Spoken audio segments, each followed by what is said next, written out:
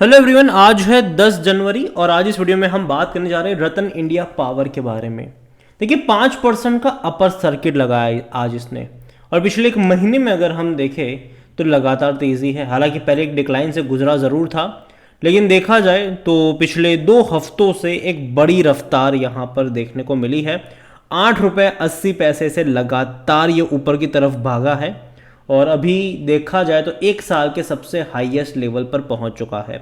इससे पहले ऐसा ज़रूर हुआ था कि 10.5 रुपये से ये गिरावट आई थी। इस बार वहां पर जाने की कोशिश करी लेकिन उसको भी तोड़ दिया। बात करेंगे कि भैया कंपनी फंडामेंटली कैसी है, भरोसा कर सकते हैं कि नहीं इसके ऊपर।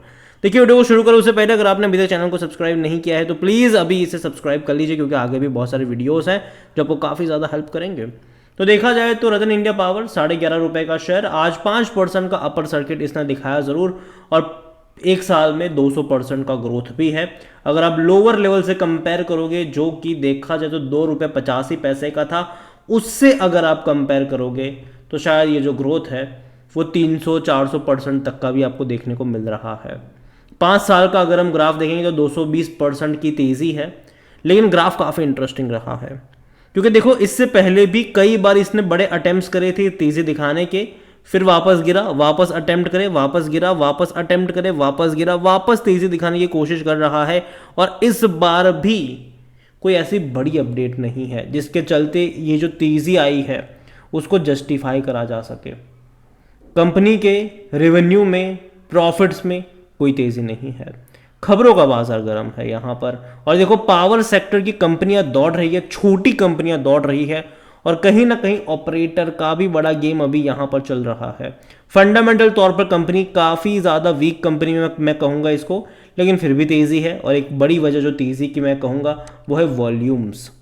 17.5 करोड़ से भी ज़्यादा के शेयर्स ट्रेड हो रहे हैं यहाँ पर। जब बड़ी क्वांटिटी में ट्रेडिंग होती है तो भाई साहब हम सब जानते हैं कि क्या होता है।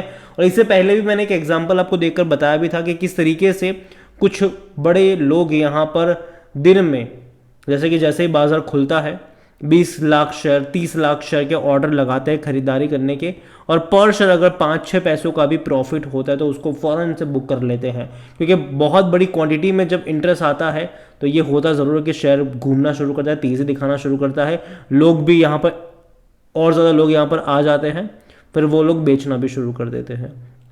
तो यहाँ पर फंडामेंटल तौर पर देखें तो कंपनी में दम पहली चीज़ तो नहीं है। और अगर हम बात करने जाए रतन इंडिया पावर को लेकर तो भैया सरप्राइजिंग ये है कि according to Moneycontrol user 100% लोग कह रहे हैं खरीदारी करो यहाँ पर, 100% लोग। और जहाँ तक बात करी जाए इस कंपनी को लेकर तो रेवेन्यू में, जैसे कि मैंने कहा कि फाइनेंशियल 2022 में आई ज़रूर थी, बाद में गिरावट है। इवन अगर अभी भी टाइम पर अगर आप इनके क्वार्टरली नंबर देखोगे तो वो डिक्लाइन वाले दिखा रहे हैं, गिरावट वाले दिखा रहे हैं रेवेन्यू वाइज, और प्रॉफिट नहीं है, लगातार नुकसानी में है। ये 632 करोड़ का लॉस था लास्ट क्वार्टर में, जबकि इनका रेवेन्यू 800 करोड़ क्या, मतलब 800 करोड़ का भी नहीं था, और लॉस हो गया 632 करोड़ का।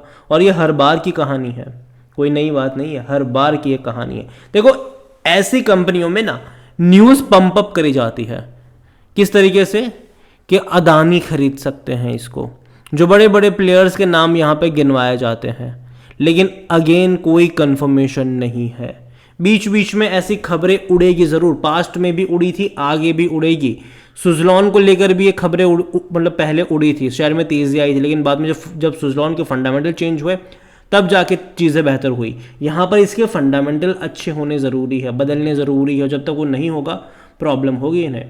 जहाँ तक वैल्यूएशन के बारे में देखा जाए तो देखो नेगेटिव में ही इसका पी आपको देखने को मिलेगा, क्योंकि कंपनी प्रॉफिट ही नहीं कर रही है। जहाँ तक शेयर होल्डिंग के बारे में अगर हम देखें तो प्रमोटर के पास 44.06% की होल्डिंग है, और प्रमोटर की ऑलमोस्ट 80% का स्टेक प्रमोटर का यहाँ पर गिरवी है। 0.04% म्यूचुअल फंड के पास है, 7.17% डोमेस्टिक के पास है, 0.48 एफआईएस लेकर बैठे हैं, रिटेल और अदर्स के मिलाकर 48.25% की होल्डिंग है, जिनमें से रिटेल इन्वेस्टर 13.61% और अदर पार्टीज 34.63% का स्टेक लेकर बैठे हैं।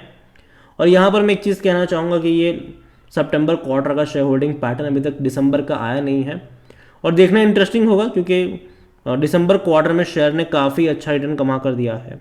तो कौन बेच रहा था, कौन खरीद रहा था, वो देखना यहाँ पर इंटरेस्टिंग होने वाला है दिसंबर क्वार्टर में। और जहाँ तक रतन इंडिया पावर की बात करें, देखो मैं मानता हूँ कि भाई साहब पावर सेक्टर आने वाले टाइम में काफ़ी अच्छा परफॉर्म करेगा, ट्रेंड में भी वो रहने वाला है, क्योंकि जो कंजम्पशन है इंडिया में वो बहुत ज़्यादा बढ़ने वाला है।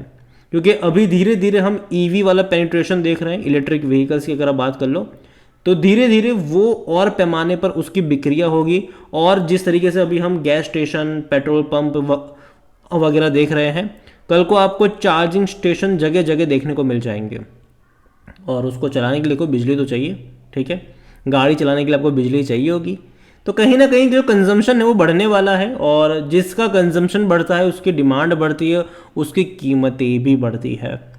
और जो बिजली कंपनियां हैं वो अच्छा खासा प्रॉफिट छापेगी उस टाइम पर, अभी भी छाप ही रही है। पिछले 2 सालों में भैया बहुत अच्छा मुनाफा बिजली कंपनियों ने कमाया है, और आगे भी कमाने का दमखम रखती है। लेकिन जो बड़े प्लेयर्स हैं वो ज़्यादा मुनाफा कमाएंगे, चाहे वो अदानी हो, चाहे वो अंबानी हो, चाहे वो टाटा हो, वो बड़ा मुनाफा कमाएंगे। और सरकारी भी कंपनियां हैं यहाँ पर, वो भी पीछे नहीं है, कई सारी सरकारी कंपनियां भी हैं। जो छोटी कंपनियां हैं जैसे कि रतन इंडिया पावर हो गया, या फिर रिलायंस पावर हो गया, ये आज नहीं तो कल किसी ना किसी के हाथों बिकने वाली कंपनियां हैं।